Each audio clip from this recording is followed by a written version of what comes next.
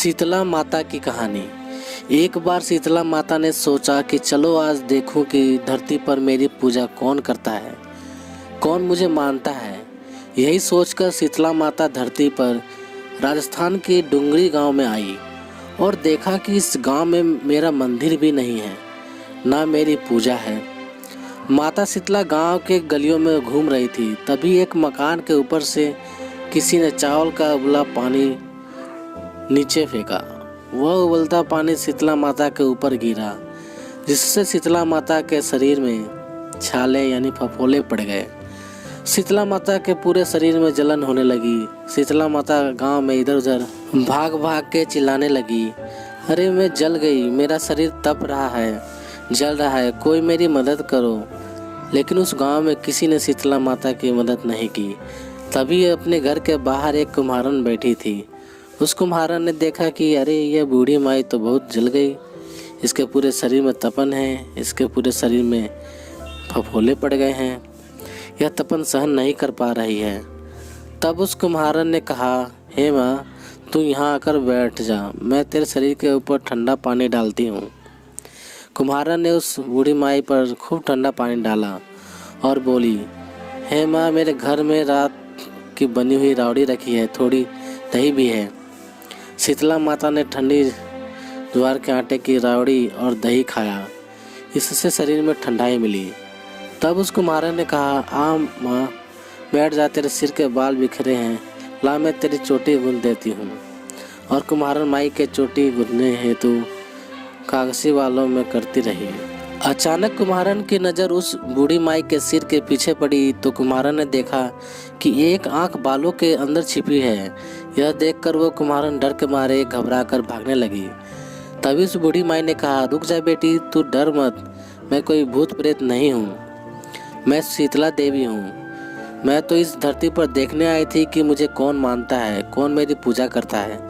इतना कहे माता चार भुजा वाली हीरे जवाहरात के आभूषण पहने, सिर पर स्वर्ण मुकुट धारण किए, अपने असली रूप में प्रकट हो गई।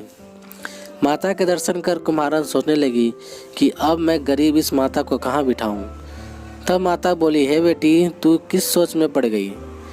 तब उस कुम्हारन ने हाथ जोड़कर आंखों में आंसू बहते हुए कहा, हे माँ, मेरे घर में तो चारों तरफ दरिद्रता बिखरी हुई है, मैं आपको कहाँ बैठाऊँ। मेरे घर में ना तो चौकी है, ना बैठने का आसन।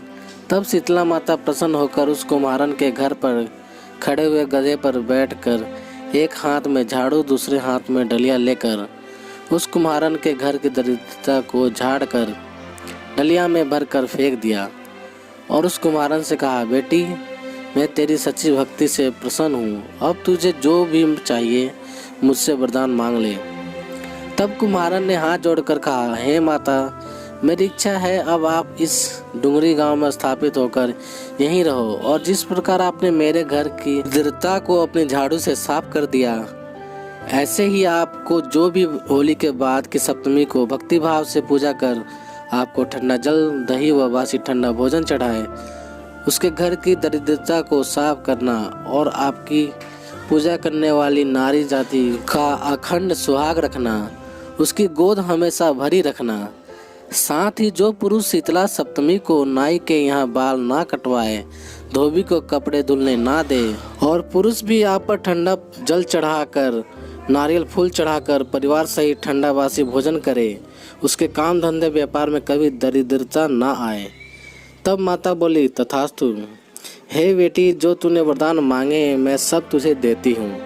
बेटी, तुझे आशीर्वाद देती हूँ कि मेरी पूजा का मुख्य अधिकार इस धरती पर सिर्फ कुम्हार जाति का ही होगा। तभी उसी दिन से डुंगरी गांव में शीतला माता स्थापित हो गई और उस गांव का नाम हो गया सील की डुंगरी। सील की डुंगरी भारत का एकमात्र मुख्य मंदिर है जहां शीतला सप्तमी को बहुत विशाल मेला लगता है। तो दोस्तों, ये कहानी आप सभी को कैसी लगी माता की, कमेंट में लिखकर जरूर बताइएगा। यदि कहानी पसंद आई हो तो लाइक करना, शेयर करना, और चैनल पर नए हो तो सब्सक्राइब जरूर करिएगा। तो चलिए दोस्तों, मिलते हैं आप सभी से एक और नई कहानी के साथ। तब तक के लिए जय हिंद, वंदे मातरम।